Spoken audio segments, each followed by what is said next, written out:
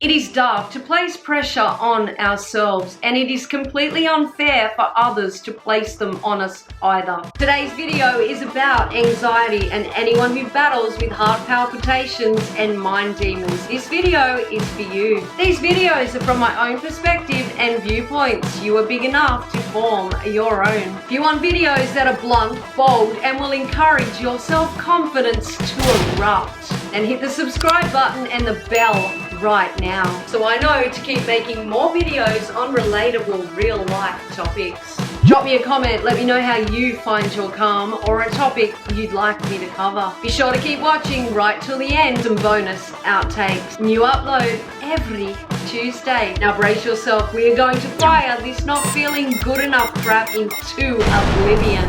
I don't wanna dress up for you and be a toy. I'm not that girl. No, I'm not that girl. Put your feelings aside. Give that wild shot a try. I'm not that girl. Many of us have felt that overwhelming feeling of fear shooting through us. Anxiety, that little motherfucking mind demon that gets in our ear.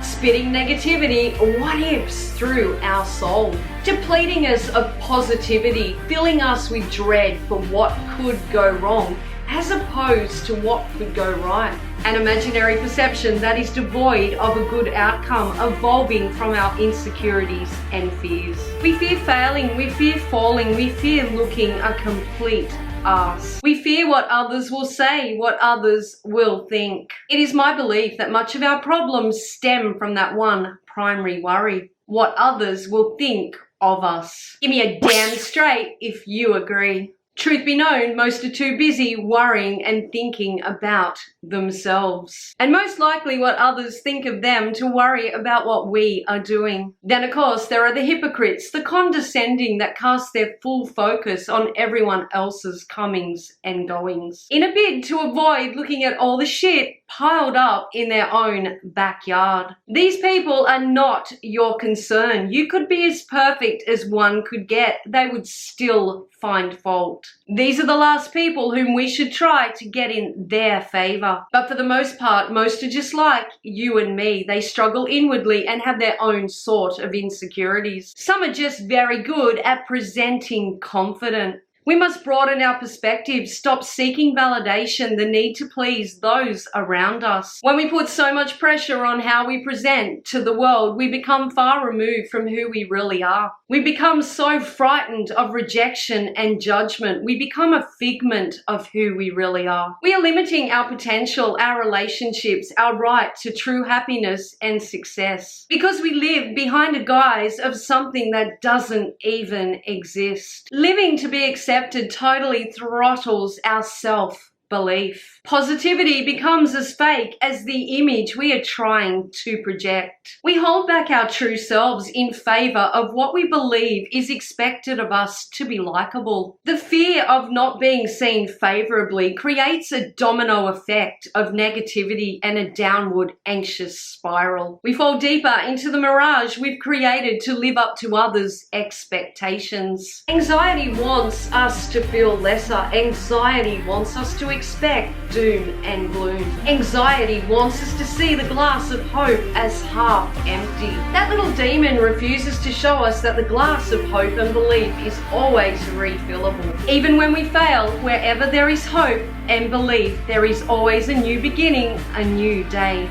Of course, we cannot always be winners, but with the right mindset, we will not always be losers either. Fear can be a good thing, a sign we are about to push ourselves out of our comfort zone. And only when we leave that comfort zone can we reach destinations and triumphs we never thought possible. If we are always afraid of getting comfortable with being uncomfortable, we will forever be surrendering to that inner doubt demon, handing over full control. So what if we fail? Who gives a rat's ass? The greats of this world did not become great because shit fell into place. And the greats of this world became great because they got a shitload wrong. We don't learn bugger all when things come easy. If we were to be handed success on a platter, we learn from our mistakes. We learn from pushing through the anxiety, the fear pounding in our chest, the courage when that mongrel inner demon trips us over, to get back up and deliver the middle finger salute.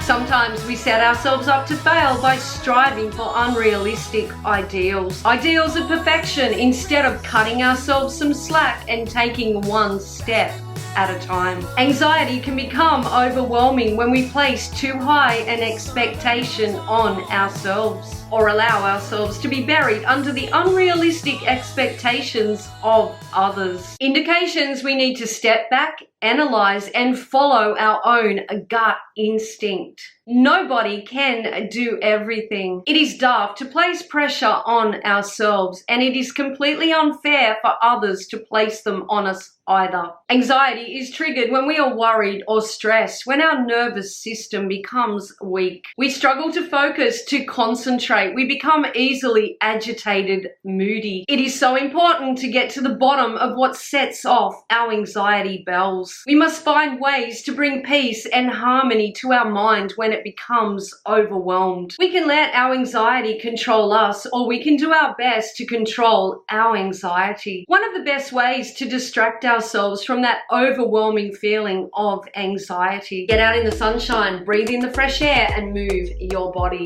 I know personally, if I'm stressed or agitated and I get out and break a sweat, rather than shitting a brick over something that may never happen, I get out and release those endorphins. It always completely shifts my mind into a more positive state. Take a hiatus when you can from anything or anyone that makes you feel not good enough. Disconnect from the cyber world for a little while. Stay away from social media, the stresses, the pressures. Unfollow pages that leave you negatively questioning yourself. Anyone or anything that subtracts from your happiness. Stay away from anyone who has you second guessing yourself. Anyone who takes little pot shots. Anyone who leaves you doubting what you bring to the table. You do not need to eat with these people. There will be more food for your soul eating alone. We cannot go through life feeling inhibited, afraid to flourish and shine because of those who will try to cut us down when we do. We should not keep ourselves small for anyone. I have learned the hard way. The more I stress, the more negativity I attract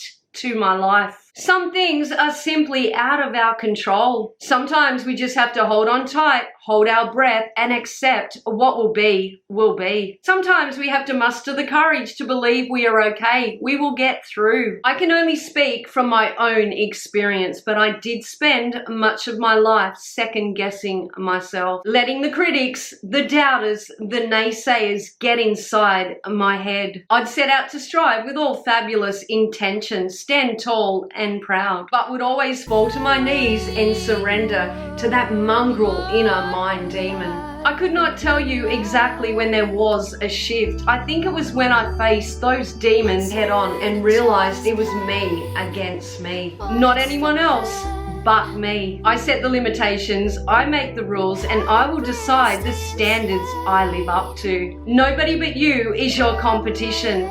Nobody but you is you. To feel anxious is a normal human emotion. Sure, it will feel uncomfortable, but if you want to get anywhere in this world, if you want to be better tomorrow than you are today, nothing of comfort will set you apart. You are not going to grow keeping yourself small. When we see that anxious feeling as abnormal and something problematic to us, that's when we will suffer inwardly. If we can somehow shift our mind from seeing it as detrimental and more so that we are stepping into our strong, discovering new things about ourselves and new possibilities for ourselves, perhaps we will have more belief in our capabilities and our capacity for enduring these feelings. There is no shame in having doubts. There is no shame in being afraid. It is good to be open and upfront about these emotions, because a problem shared releases it from where it's been trapped within, and we will be unconsciously encouraging others to be more forthright in sharing theirs too. If you make plans, don't back out of them. Of course, that inner mind demon is back in your ear. It will not shut up because you chose to stay home. Sometimes messaging or chatting on the phone with a friend can make you feel better about life in general. Personally, I hate clutter. If my home becomes disorderly, so does my mind. Organization and cleanliness is key to Zen for me. One tip I've mentioned before that a spiritual friend of mine taught me is to close your eyes, breathe in air through your nose and back out through your mouth. Visualize breathing in peace, breathing out love. This method calms me. Perhaps it's a method that I genuinely want to believe in, so much so that it actually works. Breathe in peace, breathe out love. There is so much chaos in the world right now, and each of us has swam through our own sea of stresses.